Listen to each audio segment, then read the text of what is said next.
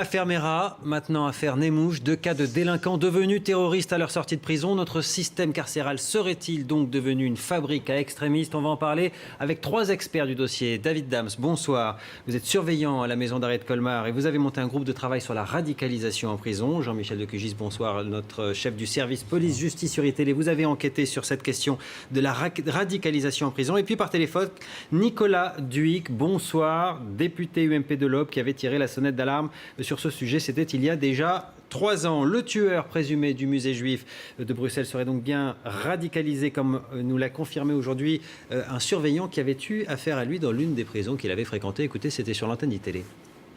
Arrivé, détenu lambda, très propre sur lui, rasé de près. Et au fur et à mesure de son avancée dans sa peine, il a laissé pousser la barbe, il a commencé à porter la djellaba. On a eu affaire à lui 2 ou 3 fois concernant les appels à la prière qu'il avait pu lancer au niveau de sa fenêtre de cellule en direction de la promenade. David Dams, comment ça se passe? Ce sont des auto-radicalisations individuelles où il y a des recruteurs, il y a des systèmes, il y a des organisations? Non, bon, on a affaire à un système mis en place qui commence à être rodé. Les politiques sont les seuls à être surpris et découvrent par ces tristes faits divers les conséquences d'une inaction au sein de nos détentions. C'est très hiérarchisé. On a des individus qui sont affectés au niveau des structures. Ça a commencé dans les années 90. Notamment sur les maisons centrales où on accueillait des détenus qui avaient fait leurs preuves malheureusement dans le cadre de phénomènes terroristes, etc. Avec cette notoriété, on commençait à recruter des lieutenants au sein même de la détention et ces fameux lieutenants recrutent ensuite des bras armés.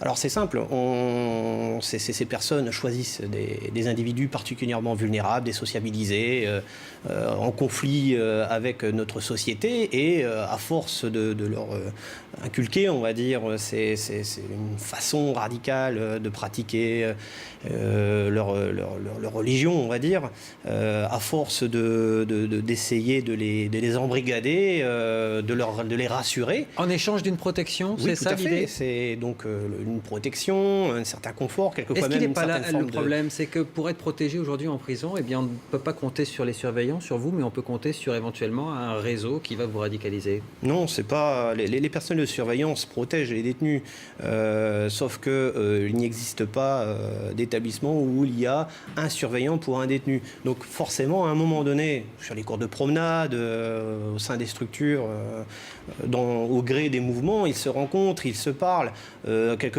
même dans des salles de culte. Bref, il y a tout un contexte qui fait que les détenus sont mis en relation les uns les autres. À partir du moment où quelqu'un commence à rassurer, effectivement, parce que la prison, c'est quand même un microcosme particulier où la violence, quand même, est assez importante compte tenu du pédigré des individus qui y sont incarcérés.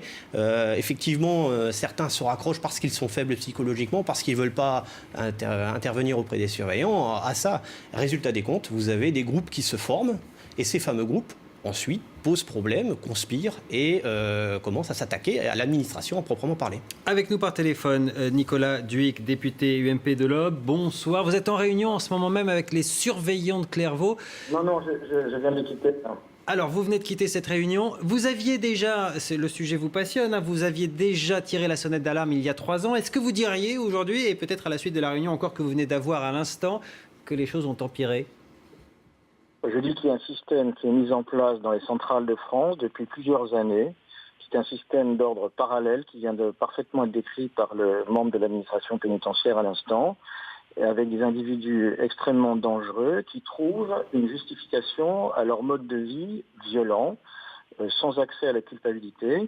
Et déjà, les Françaises et les Français doivent savoir que le simple règlement pénitentiaire n'est pas appliqué dans les centrales de France. Là où les portes doivent être fermées, elles sont ouvertes. Là où à Condé-sur-Sarthe, grâce au gradien, je visite un couloir, l'officier m'explique qu'une porte a été cassée. Je demande naïvement si le prisonnier a été puni. Pas du tout, le prisonnier n'a pas été puni. Par contre, l'officier lui ordre de faire remplacer la porte. Donc rien que le fait de ne pas faire respecter le règlement pénitentiaire en centrale met en danger les gardiens et les détenus. Deuxièmement, vous avez un facteur dont on parle peu, qui est le recrutement de jeunes gardiens qui se mettent à parler en arabe vernaculaire avec les prisonniers. Il faudrait donc que la République et que la France cède de laisser le moindre pouce de terrain. Merci Nicolas Dhuicq. Comment lutter? C'est la question. Le ministre de l'Intérieur avait son idée aujourd'hui, ce matin. Écoutez. Comment agir? Agir d'abord en faisant en sorte qu'il y ait des imams formés qui savent ce qu'est l'islam, qui en ont la culture, qui aillent expliquer cela dans les prisons. C'est fondamental d'avoir un contre-discours. J'organiserai cela, c'est dans mon plan. Et je le ferai en liaison avec Christiane Taubira, puisque nous avons décidé d'agir ensemble sur ce point. C'est le cœur du problème, Jean-Michel Deconinck. Pas assez d'images, pas d'imams, pas assez formés. Déficit d'imams, mais le problème n'est pas nouveau, on le dit depuis des années. Il faut savoir qu'il y a à peu près 170 imams aujourd'hui en prison pour 600 aumôniers catholiques, et qu'à peu près la population carcérale, il y a la moitié de cette population qui appartient à la religion musulmane. Donc évidemment, il y a un grand vide, et ce vide est comblé dans certaines prisons par des appels sauvages à la prière. Alors évidemment, si on mettait des imams partout, ça ne voudrait pas dire qu'il n'y aurait pas ces appels à la prière, parce qu'on sait que les détenus radicalisés se méfient des imams officiels, qui sont considérés un peu comme des traîtres, hein, des policiers, et que souvent, il y a aussi ces appels à la prière. Alors, on sait que dans certaines prisons, par exemple, on a utilisé longtemps des magnétophones à cassette pour faire la prière. Maintenant, il y a un système plus discret. Chacun, l'appel à la prière est lancé par texto, SMS. par des échanges. Et chacun est dans sa prison en train de faire la prière. Donc, toute la difficulté de l'administration, c'est de repérer, d'autant qu'un certain nombre de détenus radicalisés se savent surveillés, et qu'aujourd'hui, ils cachent leur appartenance à l'islam radical, ils se rasent la barbe, ils évitent. Oui, c'est plus aussi simple qu'une barbe et une djellaba, c'est-à-dire c'est l'inverse, même on se cache maintenant. On se cache, on plus on est radical, on plus cache son appartenance, on essaie d'être invisible. Alors, Nicolas Dhuicq, toujours avec nous par téléphone. Vous êtes député, vous participez à l'élaboration des lois, vous pouvez même faire des propositions. Cette affaire d'imam, là, ce serait une bonne solution? Non, parce que d'abord, en France, on se trompe. Il n'y a pas un islam, mais des islams. D'ailleurs, au niveau géostratégique, tout est cohérent. C'est-à-dire que notre politique étrangère, qui est totalement absente, méprise le monde chiite au lieu de travailler avec eux. Et au niveau local, je répète, il y a une défiance permanente du territoire de la République, des signes de tête, des agressions verbales auprès des gardiens, et nous vivons dans le monde à l'envers. C'est-à-dire que le prisonnier ne respecte pas le gardien parce qu'on ne donne pas au gardien le moyen et la mission de faire respecter le règlement pénitentiaire. Donc c'est une conquête du territoire qui commence par les prisons, et je rappelle que ce qui se produit dans les hôpitaux et les prisons préfigure avec 10 années d'avance la société. Il ne faut plus céder un seul pouce.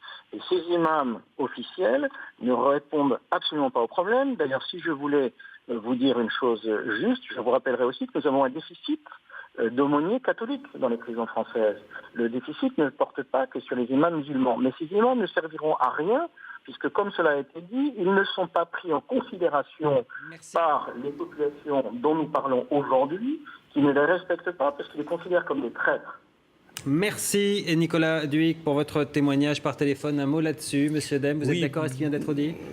En partie, c'est-à-dire que les imams ne sont pas la solution miracle, et les imams actuellement se retrouvent complètement eux-mêmes marginalisés par ces radicaux, désarmés par rapport à ça, parce que leur culte est complètement déserté et pris, on va dire, le relais est pris il peut y avoir parfois des imams qui font salle vide alors qu'il y a salle comble à côté de manière clandestine. C'est exactement ça, mais de façon clandestine, sur les cours de promenade ou dans d'autres salles, etc. Donc ce n'est pas la solution miracle, effectivement, c'est un ensemble de problèmes, c'est certainement pas un problème à régler.